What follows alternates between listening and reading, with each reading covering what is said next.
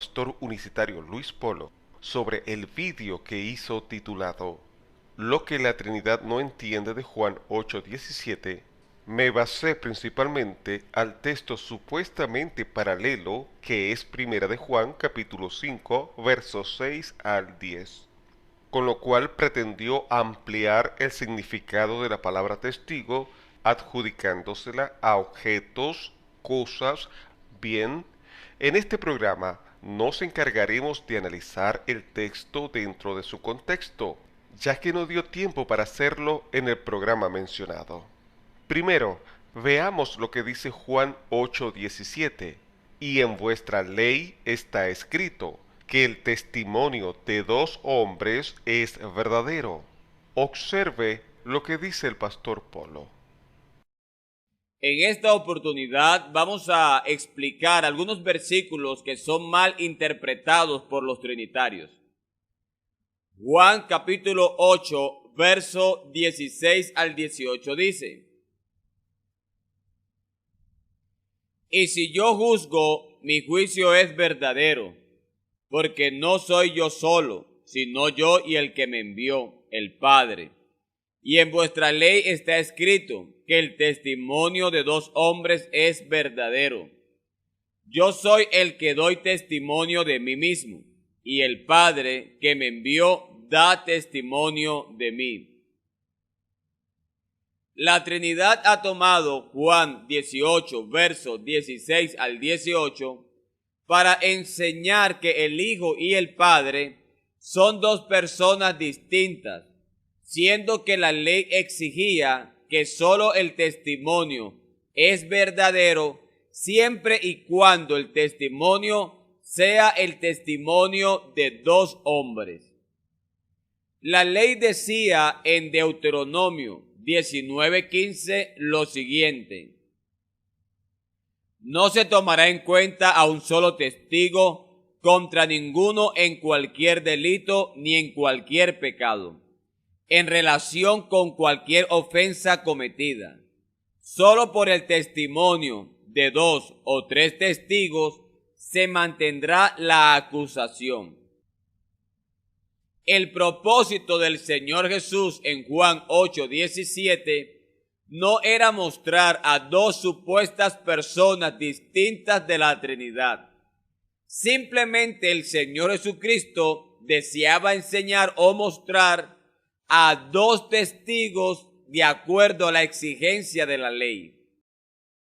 El pastor unicitario Luis Polo reconoce que lo que dijo el Señor Jesús en Juan 8:17 está haciendo referencia a Deuteronomio 19:15. Por tanto, ese es un texto paralelo lícito.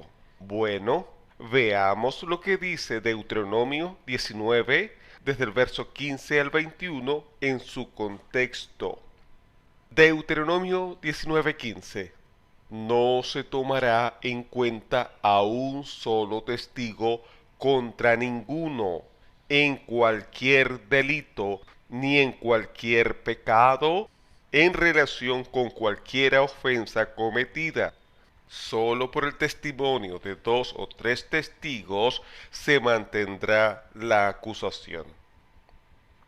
Bien, en el verso 15 nos dice que no se debe tomar en cuenta a un solo testigo contra ninguno en cualquier delito o en relación a cualquier ofensa cometida. Ahora, tenemos que dilucidar si el testigo de Deuteronomio 19:15 aplica a personas solamente o también se puede aplicar a cosas como la sangre, el agua u otro objeto y por extensión a los animales. Luego el verso dice para reforzar el sentido que sólo por el testimonio de dos o tres testigos es que se mantiene la acusación. Un solo testigo no sirve para proceder una demanda. Tenía que haber dos o tres como mínimo.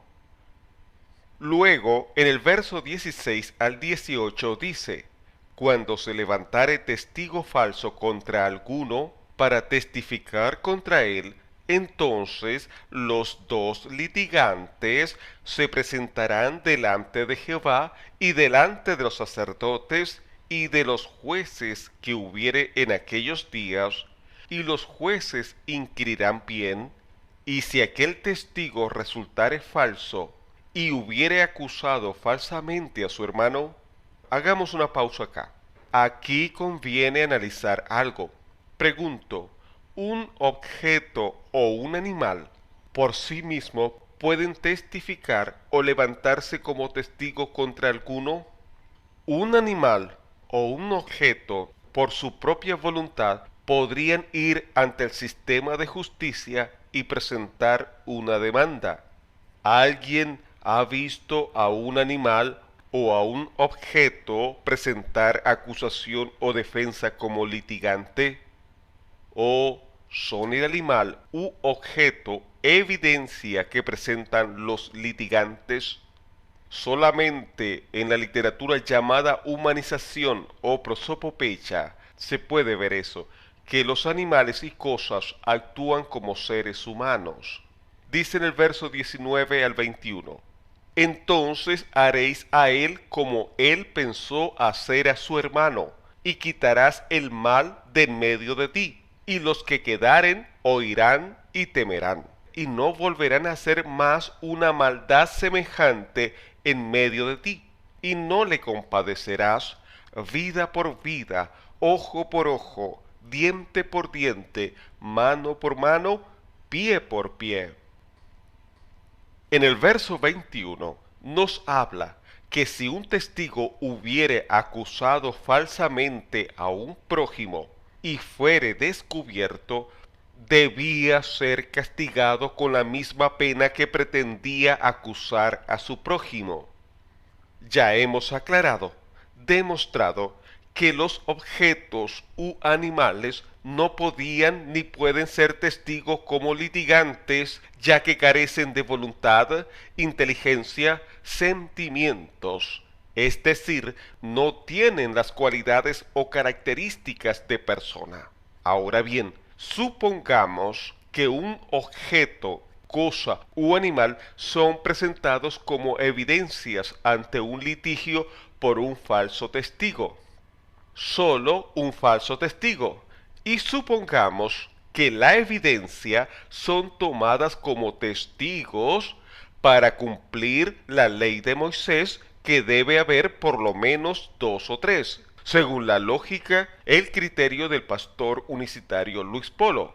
Ahora bien, se descubre que los testigos son falsos y pretendían dar falso testimonio contra una persona. No sé todavía cómo se puede hacer para detectar que una cosa u animal esté mintiendo. Lo que sí sé es que se puede demostrar que un animal u objeto o cosa pueden ser usados como falsa evidencia por un falso testigo. Pero supongamos que son encontrados culpables de calumnia, la cosa u el animal. Manteniendo el contexto de Deuteronomio 19, 15 al 21, dice que los falsos testigos deben ser castigados de la misma manera que pretendían hacer al que le interpusieron demanda. Ahora, ¿podemos imaginarnos castigando al animal por haber mentido? ¿Podemos imaginarnos castigando a una cosa por haber mentido? Ello nos hace reflexionar que indudablemente los testigos debían ser personas, hombres. Cuando digo hombres, me refiero a varón y hembra, únicos que tienen las cualidades de ver y recordar el suceso, de expresar lo visto, lo que ocurrió, de poder expresar con inteligencia, congruencia, lo que presenciaron. Los animales y cosas no pueden estar jamás en la categoría de testigo en calidad de litigante. Además, debía estar consciente que al testificar, la persona debía asumir la responsabilidad de sus actos, es decir, era responsable de decir la verdad o mentir, y si era encontrado dando falso testimonio, debía responder ante la justicia por la conducta poco honorable. Cuando el Señor Jesús no empleó la palabra testigo que está en el contexto de Deuteronomio 19, 15 al 21, sino que usó la expresión hombre, no fue para excluir al Padre como testigo, cosa que alega el pastor unicitario Luis Polo, sino para dar énfasis que tenía que ser persona y no incluía otra categoría. No se extendía al agua y la sangre, por ejemplo, porque el agua y la sangre por sí mismas no pueden presentar querella, sino ellas son las evidencias. Y así lo reseñó el apóstol Juan contra la acusación de aquellos que decían que el Cristo no había venido en carne, que era su carne y sangre la evidencia, lo que dio testimonio que él se hizo humano. Ahora bien, el pastor unicitario Luis Polo rechaza las mismas palabras del Señor Jesús, ya que empleó el término hombre y según él no significa que el Padre pueda ser testigo, ya que no es hombre sino espíritu, y recurre a un texto aislado para tratar de justificar lo que defiende. Él dijo, preste atención. El versículo textualmente nos está diciendo que el testimonio de dos hombres es verdadero. Pero según número 23:19, Dios el Padre no es hombre. Y en este sentido, Dios el Padre no podría ser testigo según las palabras textuales del Señor Jesucristo en Juan 8:17. El pastor unicitario Polo olvida que el hombre fue hecho a la imagen de Dios. Por tanto, tiene cualidades que tiene su creador. El hombre tiene voluntad, inteligencia, sentimientos, igual a lo que la Biblia demuestra que tiene Dios. Con eso no tengo problemas con el pastor Polo, ya que él también cree que Dios es persona. Y son por esas cualidades que el hombre puede ser testigo. Si el hombre no tuviera esas cualidades, no estaría facultado para ser deponente, declarante. Por tanto, según lo que dice Deuteronomio 19, 15 al 21, y lo que dijo el Señor Jesús, es una extensión que la palabra hombre significa persona. Y es a eso lo que hace referencia el Señor Jesús, cuando dice que no se aceptará el testimonio de un solo testigo, sino para ser acepto tiene que haber por lo menos dos. Reflexionemos. Tiene que haber dos personas con identidades distintas, no una persona con diferentes nombres. Eso seguiría siendo un mismo testigo. Tampoco es testigo la evidencia, sino alguien consciente que puede comparecer y aceptar las consecuencias de sus actos. Por ejemplo, dice en Levítico 5:1, si alguno pecare por haber sido llamado a testificar y fuere testigo que vio o supo y no lo denunciare, él llevará su pecado. ¿Acaso Dios no sabía si envió a su Hijo o no? Era y es Dios el único facultado, además con el Hijo, de aclarar que lo envió a la tierra. ¿Acaso algún hombre podía testificar sobre que Jesús fue enviado por el Padre? ¿Acaso estuvo un hombre cuando se decidió que Jesús fuera enviado? Pero si la Biblia me dice en Juan 3:13, nadie subió al cielo, sino el que descendió del cielo, el Hijo del Hombre que está en el cielo. Nadie estuvo. nadie presenció aparte del Padre y del Hijo y del Espíritu Santo.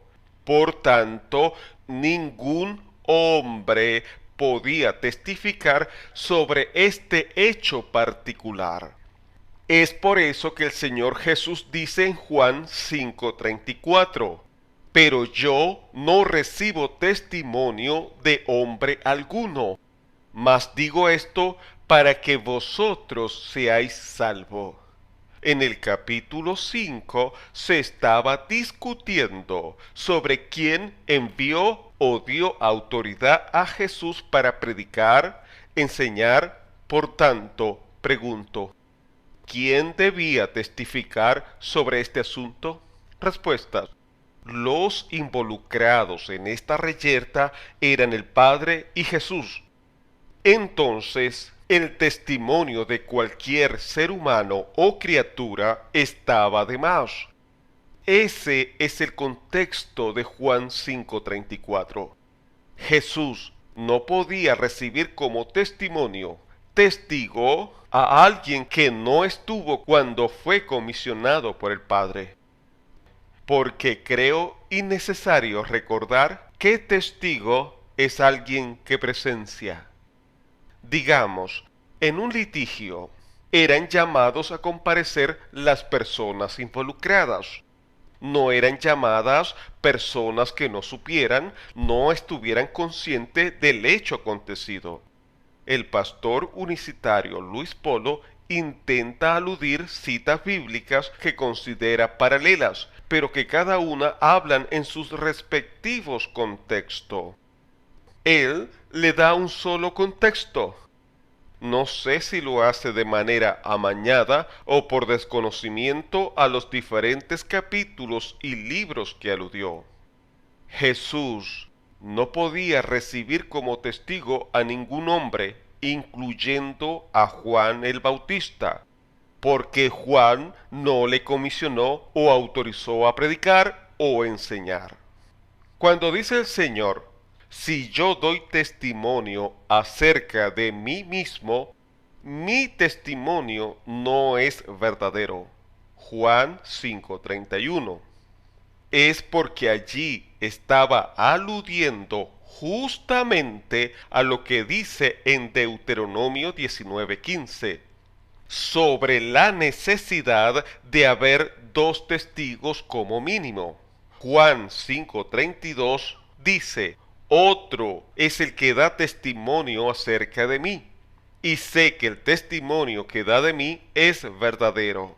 Jesús estaba satisfaciendo a los demandantes al aludir como otro testigo al Padre.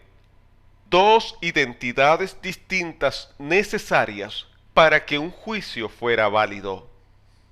En ese contexto, el testimonio de Juan el Bautista era inválido, pero en otro contexto, el testimonio de Juan el Bautista era válido. Juan 1:6. Hubo un hombre enviado de Dios, el cual se llamaba Juan. Este vino por testimonio, para que diese testimonio de la luz, a fin de que todos creyesen por él. Había una profecía que tenía que venir alguien antes del Mesías para preparar al pueblo de Israel. Isaías 43. Voz que clama en el desierto, preparad camino a Jehová, enderezad calzada en la soledad a nuestro Dios. Juan 5:33. Vosotros enviasteis mensajeros a Juan, y él dio testimonio de la verdad. Juan el Bautista dio testimonio de la verdad, porque fue el Padre que lo envió a prepararle el camino a su Hijo. Pero Juan, aunque cumplió la encomienda, él mismo no estaba plenamente convencido sobre la identidad a quien le preparó el camino. Lucas 7:20. Cuando, pues, los hombres vinieron a él, dijeron, Juan el Bautista nos ha enviado a ti para preguntarte, ¿eres tú el que había de venir o esperaremos a otro? El carácter mesiánico de Jesús solo podía ser testigo el Padre. Juan 5:36. Mas yo tengo mayor testimonio que el de Juan, porque las obras que el Padre me dio para que cumpliese, las mismas obras que yo hago, dan testimonio de mí, que el Padre me ha enviado. El contexto de Juan capítulo 8 es otro, y se dio por la siguiente circunstancia, Juan 8, 12 y 13. Otra vez Jesús les habló diciendo: Yo soy la luz del mundo. El que me sigue no andará en tinieblas, sino que tendrá la luz de la vida. Entonces los fariseos le dijeron: Tú das testimonio acerca de ti mismo. Tu testimonio no es verdadero. Cuando Jesús dijo que Él es la luz del mundo, de inmediato los fariseos reaccionaron diciendo que su testimonio no era verdadero, porque Jesús mismo se estaba exaltando, alabando, poniendo en un pedestal. Esta fue la respuesta del Señor Jesús. Juan 8:14. Respondió Jesús y les dijo: Aunque yo doy testimonio acerca de mí mismo, mi testimonio es verdadero, porque sé de dónde he venido y a dónde voy, pero vosotros no sabéis de dónde vengo ni a dónde voy. Jesús no estaba mintiendo, por tanto, su testimonio era verdadero como testigo excepcional. Jesús lícitamente podía ser excepción a la regla. Primero, contestó que su propio testimonio era suficiente. Era tan consciente de su autoridad que no le hacía falta otro testigo. Esto no era orgullo ni autosuficiencia, sino simplemente el ejemplo supremo de la clase de cosas que suceden todos los días. Un gran cirujano confía en su propio diagnóstico y no necesita a nadie que se lo confirme. Su testimonio es su propia carrera. Un gran abogado o juez está seguro de su propia interpretación y aplicación de la ley. No es que estén orgullosos de sus conocimientos, sino simplemente que saben lo que saben. Jesús estaba tan seguro de su identificación con Dios que no necesitaba de ninguna autoridad que la respaldara, puesto que antes le objetaron, ateniéndose a lo legal, para negarle valor a su testimonio, ahora alega a la ley, que da validez al testimonio de dos como mínimo. Al suyo propio añade también el que le da su Padre, de quien vosotros decís que es vuestro Dios. Juan 8:16 al 18, manteniendo el contexto, dice: Y si yo juzgo, mi juicio es verdadero, porque no soy yo solo, sino yo y el que me envió, el Padre. Y en vuestra ley está escrito que el testimonio de dos hombres es verdadero. Yo soy el que doy testimonio de mí mismo, y el Padre que me envió da testimonio de mí. A pesar que su testimonio era verdadero, no por ello dejó de incumplir ni invalidó el requisito que exigía la ley. Cuando el Señor Jesús dijo que su testimonio era verdadero, no por ello pretendía eludir e ignorarlo.